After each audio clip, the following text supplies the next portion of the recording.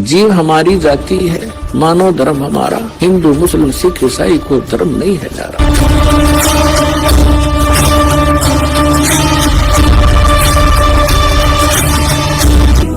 अब यही लोग विरोध कर रहे हैं मुझदास का, क्योंकि इनका दानंद फेल हो गया, सत्यार प्रकाश फेल हो गया और वेद का अनुवाद फेल हो गया। तो इनको औरतों को रास्ता सूझा को ना, रामपाल गुंडा है, बदमाश है, ऐसा करता है, आश्रम क्रोथा में ये करते हैं, ऐसा गंदा काम होता है। और जनता उन व्यक्तियों को बड़ी आदमी मान्या करती, उन आर्य समाज के आचार्यों को। आर्य समाजी बुरे नहीं, आर्य समाजी कौन है? वो तो अपने जनसाधारण जनता है, भोली भाली है, अपने नाते रिश्तेदार हैं, भाई हैं, बहन है, मामा है, फूफा है, कोई बुआ का बेटा है, बेटी है। लेकिन ये लोग इसलिए एडी चोटी का जोर ला रहे थे, कौन? आचार्य लोग, कि ये तुम्हारे ही अनुयायी तुम्हें बार बार प्रश्न करेंगे कि तुम क्या आचार्य हो, तुमने आज तक सत्यार प्रकाश नहीं पढ़ा ढंग से, और किस आओ मैं ऋषि था जिसने वेदों का डंगा कर रखा, ये पता लगेगा। तो इनको ये समस्या आ गई कि तुम्हें चंदा मिलना बंद होगा और तुम्हारी ये वेद बिकने बंद हो जाएंगे, सत्यार प्रकाश बिक नहीं, और तुम्हारी रोजी रोटी गई, साथ में या प्रभुता गई आचार्य पदाली। तो उन्होंने उसका ये दुरुपयोग किया, आसपास के क्षेत्र में जाकर हमारे बारे में झूठी अफवाहें फैलानी शुरू की। अब जनसाधारण हमारे तक पहुंचा नहीं, किसी के पास समय नहीं कि देखते ना जाकर वहां पर, क्योंकि हम 3 दिन आश्रम को सबके लिए खुला रखते हैं। 4 दिन, 1 दिन पहले भी आ सकते हैं जब समागम होते हैं, 4 दिन 3 दिन का कोई आओ। बीच में हम अनुपदेशी को नहीं आने देते। क्यों नहीं आने देते? क्योंकि उस दौरान हमने प्रत्येक व्यक्ति को समय देना है बात करने का, मिलने का, कोई दुख दर्द पूछने का। उतना ही समय मुश्किल से पूरा होता है, अन्य व्यक्ति से हम नहीं मिल सकते। अगर उसने कोई बात ज्ञान जानकारी करनी है तो वो देख सकता आश्रम को आकर के परमिशन लेकर, और ज्ञान समझना है तो हमारी बुक ले जाकर देख सकता है। ऐसा नियम हमने बना रखा है। और ये हमारा जो संघर्ष था ज्ञान और अज्ञान का, फरवरी 2003 में आस्था चैनल पर चला था। सबसे पहले विरोध इन्हीं लोगों ने किया, क्योंकि इनकी पोल डायरेक्ट खुल रही थी, और हाउल्ला करके वो हमारा प्रसारण बंद करवा दिया। फिर हमने गांव-गांव, नगर-नगर में, बड़े-बड़े शहरों में जा कर के सत्संग शुरू किए।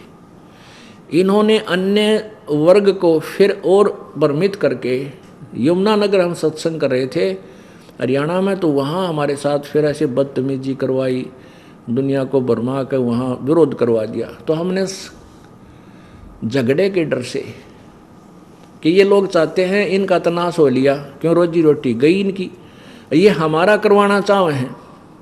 डूबता आदमी को बचाने वाले को ही डुबोया करता। हम इनको बचाना चाहे हैं कि तुम अपनी भक्ति कर लो, इस आचार्य पद न भूल जाओ, मृत्यु के बाद ये पद की तक काम नहीं आओगा। परमात्मा की भक्ति करो, राजा को भी भक्ति करनी चाहिए, रंग को भी करनी। पर ये तो आप तो डूब लिए, हमें भी डुबोना चाहने के दाव में रहे। फिर हमने सतलोक आश्रम क्रोथा में ही रहकर प्रचार करना प्रारंभ किया। सीडी भरनी शुरू कर दी, जनसाधारण तक पहुंचाने लगे। समाचार पत्रों में लेखन भी कार्य शुरू कर दिया। समाचार पत्रों ने हमारा शुरू में बहुत सहयोग दिया।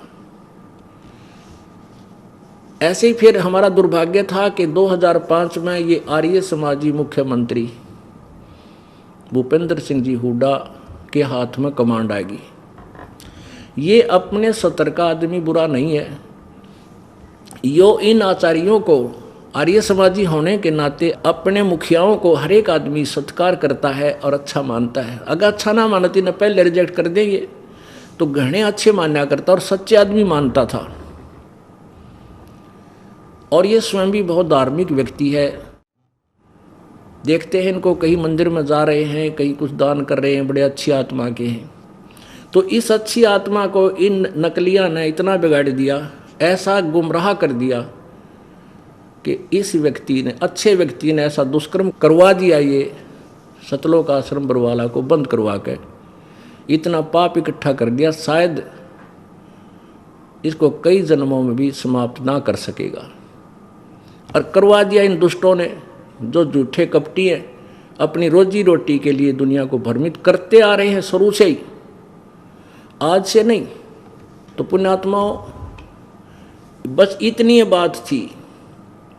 इन व्यक्तियों ने जो गुरु पद पर, आचार्य पद पर पहुंच गए, गुरु कहो चाहे आचार्य, ये इस टाइप के व्यक्ति हो जाते हैं। इनको ना समाज सुधार से कुछ लेना देना,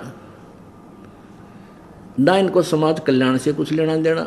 इन तो अपनी रोजी रोटी और अपनी मान बढ़ाई से ही संबंध रहता है, ताल्लुक रहता है।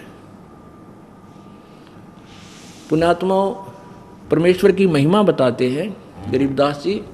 दास गरीब साहेब दुखते धड़े। परमात्मा उस तरफ होते हैं जो सच्चे होते हैं, सत्य पर डटे होते हैं। भगवान के भक्तों का मार्ग दुखदा होता है, यानी भारी पलड़ा होता है। और सांसारिक दृष्टि से हम मानते हैं राजा को सबसे बड़ा भारी, लेकिन भगवान की दृष्टि से मैं भगत सबसे बड़ा, उसके हृदय का टुकड़ा होता है। जैसे प्रहलाद के साथ क्या हुआ था, प्रहलाद का और उसके पिता का यही रोड़ा बन गया। प्रहलाद कहता था कि पिताजी, पहले तो मैं आपका पुत्र हूँ, मुझे ये विरोध करना ही मेरी नालायकी है, अगर ये झूठा कर रहा होता मैं। लेकिन परमात्मा परमात्मा है, आप एक जीव हो और आपने केवल परमात्मा की भक्ति करके थोड़ी सी शक्ति चार्ज कर रखी है, बैटरी चार्ज कर रखी है। और अब आप निरे पाप कर रहे हो, ये बैटरी डिस्चार्ज हो जाओगी, तब आप जीव के जीव रह जाओगे। आपकी साधना से, आपके नाम से जीव कल्याण नहीं हो सकता, मैं नहीं मान सकता। अब उस मान बढ़ाई के भूखे ने, हिरण्यकशिपु ने देखा कि उन गुरुओं ने भ्रमित किया कि राजन, आपका ही बेटा नहीं मानेगा तो जनता आपको कैसे आदर देगी। अब राजा ने अपनी मान बढ़ाई की खातिर अपने बेटे को मारना भी उचित समझ लिया। अरे तेरा गजब हो, कुछ भी बुद्धि से काम नहीं लिया और वो यातनाएं दी, कलेजा हिल जाता है उस प्रहलाद के दुख को सुनकर। और सहयोग दिया उसकी बुआ ने भी, सब संबंधियों ने भी उसको मारने में सहयोग दिया, लेकिन फिर भी वो सफल नहीं हो पाए। क्योंकि जिसके सिर पे प्रभु का हाथ होता है, उसको मारने में व्यर्थ प्रयत्न करने वाले अपने पाप कमाया करते हैं। और जब हद से बात होगी, उस परमेश्वर ने स्वयं आना पड़ा और उस पाप आत्मा की आंत काट के फेंकना पड़ा, मारना पड़ा, स्वयं आना पड़ा मालिक ने। तो पुण्यात्माओं, परमेश्वर ने वो दया की है। अब सत्य की विजय हुई।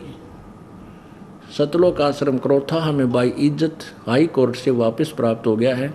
उसको बिल्कुल बर्बाद कर दिया इन लोगों ने, सारा सामान चुरा लिया, प्रशासन ने चोरी करवाया। पुलिस वहाँ बैठी है और एसी तक उतार कर ले गए। क्या वह गोज में गाल के ले गए? इन्हें खुद उतरवाए हैं। तो वो तो हम इन पर केस डाल दिया है और फिर दोबारा डालेंगे। अब शॉर्टेज जितनी मिलेगी इनको नाकोचने चुबाएंगे। ये आगे किसी को फिर ऐसे खुल्लम खुल्ला तंग नहीं करेंगे। सब आगे आनी जनता को भी सुख होगा इससे। अब प्रसंग चल रहा है कि वो परमात्मा सत्यलोक से चलकर आता है। वो परमात्मा पूर्ण ब्रह्म इस यथार्थ मार्ग को, यथार्थ ज्ञान को देने के लिए स्वयं चलकर आता है। तो उसको दुख उठाना पड़ा, क्योंकि इन दुष्ट आत्माओं ने परमात्मा के यथार्थ ज्ञान को फैलने नहीं दिया काल प्रेरणा से। और काल ने इनके अंदर वो बैड मैटर फीड कर दिया, स्वार्थ, मान बढ़ाई। राज तजना सहज है, सहज त्रिया का ने, मान बढ़ाई ईर्षा ये दो दुर्लभ तजना। ये राज भी त्याग देगा इंसान, अपनी प्रिय पत्नी को भी त्याग सकता है और जाके फिर प्रभु बन गया महंत और संत और गुरु आचार्य।